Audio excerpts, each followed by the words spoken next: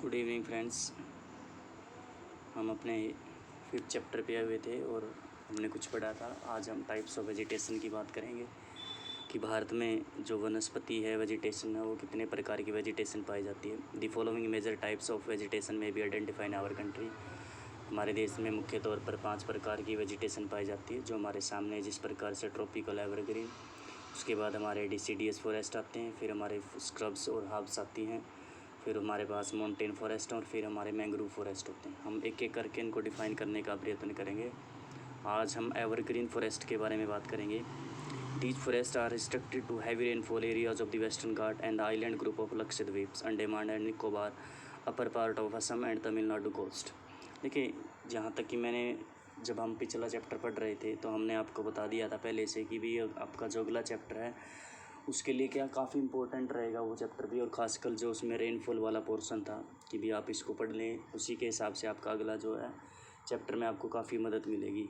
तो जहाँ पर जब भी बात आती है एवरग्रीन फॉरेस्ट की, आपने ध्यान रखना जो रेनफॉल होती है वो बहुत ज़्यादा होती मिलेगी, ठीक है। तो अब आपने ध्यान रखना है मोटे तौर पर, एक हमारा ये एरिया था बहुत ज़्यादा हैवी रेनफॉल प्राप्त करा था, एक हमारा इस साइड में हैवी रेनफॉल प्राप्त करा था, या फिर अंडमान निकोबार द्वीप, और जो हमारा लक्षद्वीप है यहाँ पर सबसे ज़्यादा जो आपको ये बारिश होती हुई देखने को मिल रही है इन इलाकों उसके अंदर, ये जो मेजर पोर्शन है। तो हमारे देश में यहाँ पर आपको सबसे ज़्यादा आपको एवरग्रीन फॉरेस्ट देखने को मिलेंगे। तो देखें जिस प्रकार से इन्होंने बात की है कि भाई जो वेस्टर्न घाट है हमारा आइलैंड ग्रुप है, वैसे भी बात मैं आपको पहले बता चुका हूँ। यहाँ पर रेनफॉल बहुत ज़्यादा होती है, वहाँ पर आपको ये देखने को मिलेंगे। They are at their best in areas having more than 200 centimetre of rainfall with a short dry season, यानी कि 200 सेंटीमीटर से ज़्यादा रेनफॉल होती है।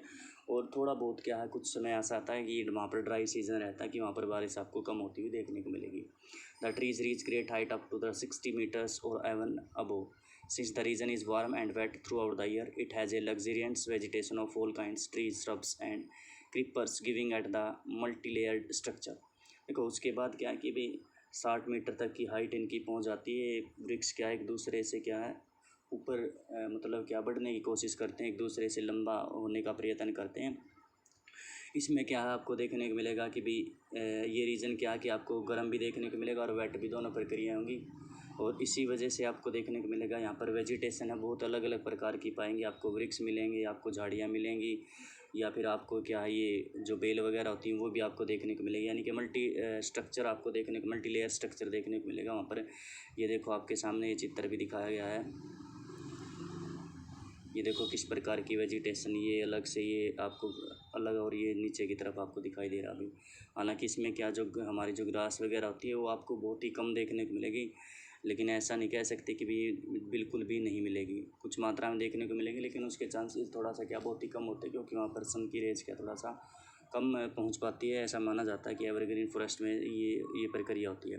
There is no definite times for the trees to set their leaves. अब सबसे important चीज़ है कि यहाँ पर जो वृक्ष होते हैं वैरायटी ऑफ हमारे यहाँ पर बहुत सारी वैरायटी होती हैं, तो वो कुछ समय के लिए पत्ते ज़रूर गिराते, लेकिन कोई डेफिनेट सीजन नहीं होता कि भी वो अपने पत्ते गिराएंगे। इसलिए क्या है ये सारा का सारा साल क्या रहते हैं आपके एवरग्रीन रहते हैं, और मोस्टली हम इसको इसीलिए बोला जाता है कि इनको एवरग्रीन के नाम से जाना जाता है। As such these forest appear green all the year around. और ये क्या है सारा का सारा साल क्या देखने को मिलेंगे आपको, ग्रीन देखने को मिलेंगे। अभी ये देखिए जिस प्रकार से हम बात करें यहाँ पर अभी ये जैसे ये पोर्शन है आपका, उसके बाद तमिलनाडु का कोस्ट बताया गया आपको, या फिर ये पोर्शन है आपको हैवी रेनफॉल का रीज़न आपको देखने को मिलेगा। यहाँ पर इन्होंने मार्क नहीं किया अंडमान निकोबार द्वीप समूह को, लक्षद्वीप को, तो दोनों एरियाज़ के अंदर भी आपको इसी प्रकार की हैवी फ्लड्स रेनफॉल देखने को मिलेगी। अब सभी हमने पढ़ा था पिछले हमारे चैप्टर में पढ़ा था किस प्रकार से मानसून जो इफेक्ट करता है इस साइड से एंटर होता है, और हमने स्ट्रीम्स बताई थी किस प्रकार से ये इस प्रकार स्ट्रीम्स घुसती हैं, और ये एरिया क्या है कि सबसे ज़्यादा रेनफॉल प्राप्त करता है विश्व के अंदर। जैसे हमने बात की थी मेघालय के अंदर, तो मोहसिन राम जगह थी हमारी, तो ये सबसे ज़्यादा एरिया का मतलब क्या रेनफॉल प्राप्त कर रहा है, इसलिए यहाँ पर एवरग्रीन फॉरेस्ट आपको देखने को मिल जाएंगे, या फिर जो ये हमारा ये एरिया देखने को मिल रहा अभी। सम of the commercial important trees of the forest are ebony, mahogany, rosewood, rubber and cinchona। Most important है, अभी ये लाइन रट लें आप, यहाँ से 1 नंबर का क्वेश्चन कन्फर्म है, कहीं ना कहीं आपसे ज़रूर पूछा जाएगा कि भी आपसे वृक्षों की कैटेगरी पूछी जाएगी, भी कौन से वृक्ष आपको देखने को मिलेगी। सबसे इम्पोर्टेंट है इबोनियम, मैगनीय, रोजवुड, रबड़ और सिंकोना है। ये मोस्ट इम्पोर्टेंट जो हमारे क्या है वृक्ष हैं जो आपको एवरग्रीन फॉरेस्ट के अंदर देखने को मिलेंगे। The common animals found in these forests are elephants, monkey, lemur, and deers. One-horned rhinoceros are found in the jungle of Assam and West Bengal. Beside these animals, plenty of birds, bats, sloths, scorpion, and snails are also found in these regions.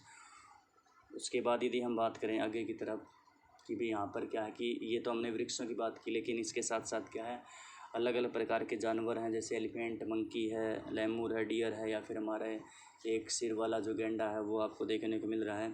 ये आपको सारे के सारे देखने को मिलेंगे area से। और वही है, देखो सिंपल सी बात है, ये आपने याद करने पड़ेंगे किस प्रकार से कि भाई कौन से प्रकार का वृक्ष रहेगा। हमने क्या करना है हमारे इस चैप्टर में, हम जब ये 5 प्रकार की वेजिटेशन पढ़ने वाले हैं तो हमने क्या करना है इनमें सबसे पहले देखना कि भाई ये जो वेजिटेशन है कहाँ पर पाई जाती है। इसका बेस रहेगा वो मुख्य तौर पर हमारा क्या रहेगा, रेनफॉल रहेगा। तो हमें देखना कि भी सबसे ज़्यादा रेनफॉल के हिसाब से किस प्रकार से होता चला जा रहा है। उसके बाद हम बात करेंगे कि भी ये कौन से एरियाज़ के अंदर पाया जा रहा है। उसके बाद हमारे सामने आएगा कि भी हम बात करेंगे कि यहाँ पर कौन कौन से जो प्रमुख वृक्ष हमारे यहाँ पर पाए जाते हैं। और सबसे लास्ट में रहेगा कि मुख्य तौर पर एनिमल कौन से रहते हैं। अब एनिमल्स में क्या है कि भी उसकी भी 2 कैटेगरीज होती हैं।